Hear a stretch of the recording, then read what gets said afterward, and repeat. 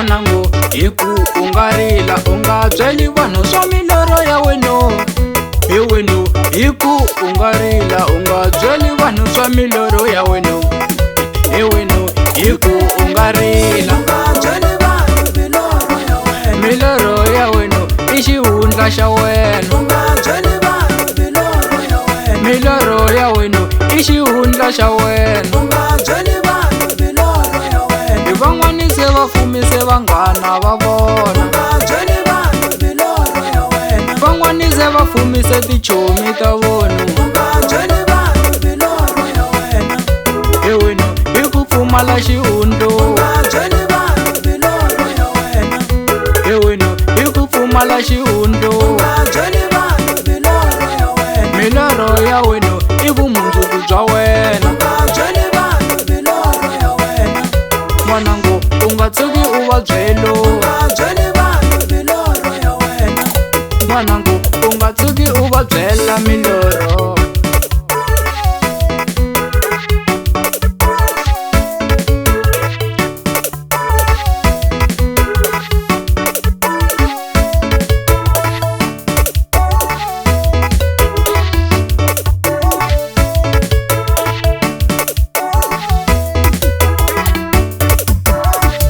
U nga koti Josefa n'wa milorho n'wanangu wa le Bibeleni. U nga koti Josefa n'wa milorho n'wanangu wa le Bibeleni. A nga byela vamakwavo wa yena milorho va n'wi xaviso. A nga byela vamakwavo wa yena milorho va ya n'wi xaviso.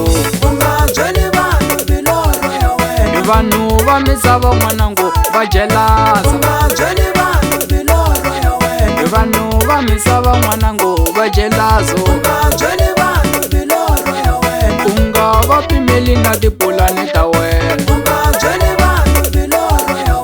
U nga va pimeli na tipulani ta wena. U nga byeli vanhu milorho ya wena. U nga byeli vanhu milorho ya wena. U nga pimeli vanhu tipulani ta wena. U nga pimeli vanhu tipulani ta wena.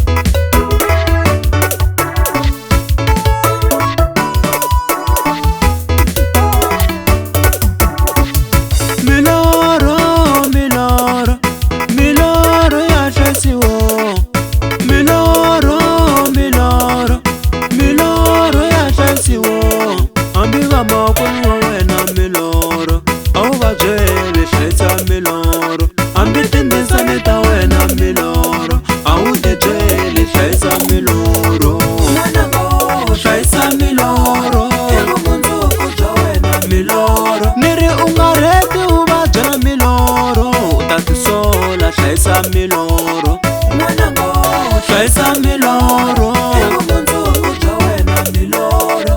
Phela milorho hi vumundzuku bya wena n'wana, u nga endli swo vula milorho.